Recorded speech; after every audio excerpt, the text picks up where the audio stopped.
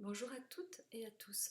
Dans le cadre de la continuité pédagogique des cours d'histoire de l'art contemporain de l'EMAP de Nice et en écho au confinement, je vous propose aujourd'hui de découvrir une artiste qui a travaillé sur le masque en relation avec la thématique étudiée cette année, art et féminisme. Renate Eisenegger a grandi dans la Ruhr. Elle a été étudiante à la prestigieuse Académie de Düsseldorf entre 1968 et 1971.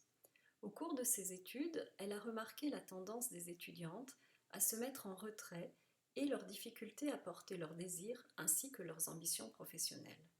En 1972, elle obtient une bourse de l'Institut suisse-italien pour effectuer une résidence à Rome.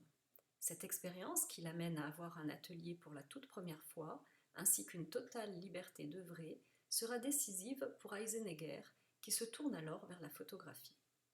De retour en Allemagne, l'artiste poursuit ses études à l'université de Hambourg entre 1973 et 1974, où elle résiste à la pression des groupes radicaux de gauche, bien résolus à ne pas conformer son art à leur idéologie.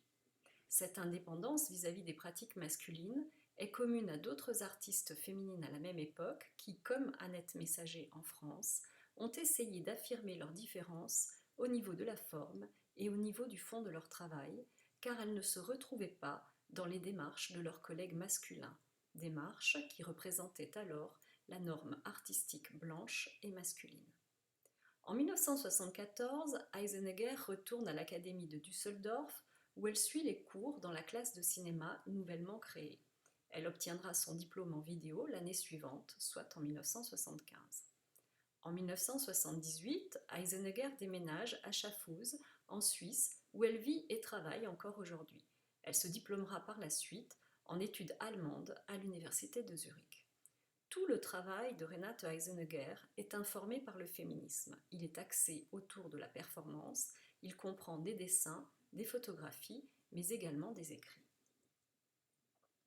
Cette performance a été réalisée à l'issue d'un séjour à Rome à l'Académie des Beaux-Arts en 1972, où Renate Eisenegger passe du département sculpture au département cinéma.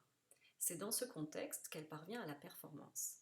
Dans cette œuvre, intitulée en italien Isolamento, en anglais Isolation, en français isolement, l'artiste soumet son visage à un processus d'enfermement qui va en augmentant graduellement, puisqu'elle commence par se couvrir la bouche avec du coton et du sparadrap, puis le nez, les oreilles, les yeux et enfin les mains.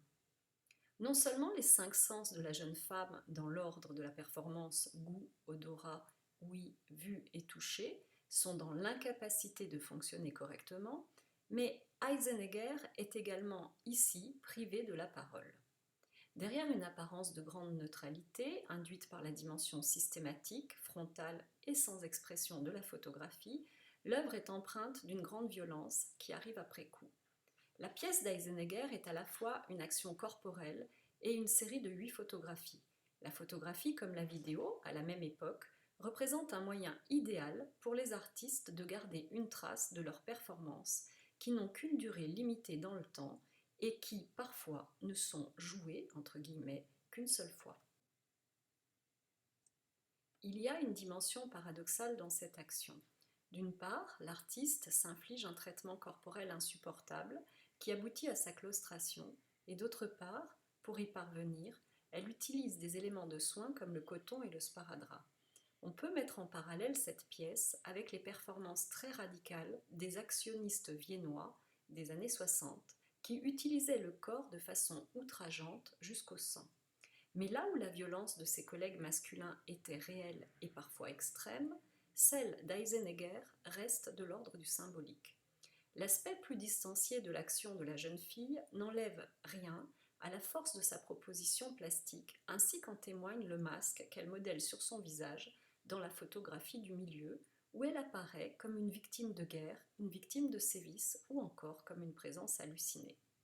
À travers cette quarantaine symbolique, Renate Eisenegger met en avant le sentiment d'oppression de la femme et de l'artiste femme en particulier dans la société patriarcale et dans le milieu de l'art, principalement masculin.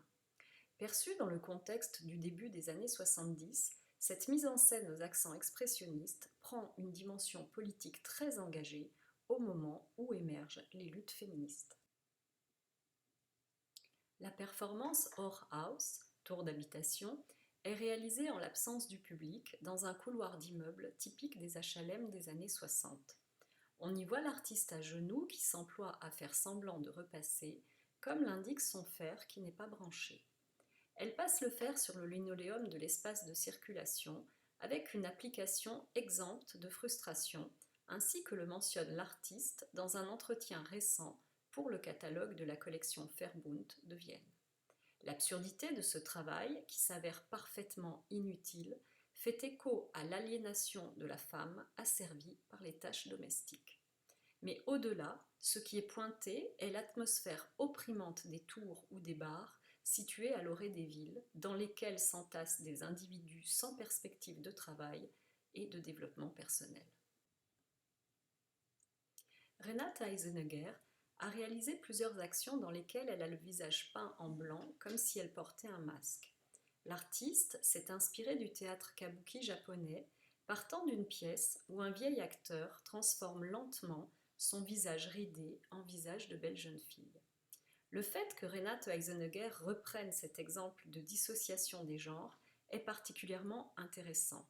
Il tend à montrer que le genre féminin, comme le genre masculin, est indépendant de la nature féminine ou masculine et qu'il relève d'une construction sociale et culturelle. On peut donner plusieurs significations à ce masque récurrent dans le travail d'Eisenegger. Il peut énoncer l'impossibilité pour les femmes d'exprimer ce qu'elles sont profondément, tant les rôles normés auxquels elles obéissent en tant que fille, épouse idéale, mère ou amante participent à une identité factice. Mais le masque peut aussi être entrevu comme un moyen de mettre à distance l'identité de l'artiste, qui reste ainsi inaccessible et protégée. Je vous remercie de votre attention.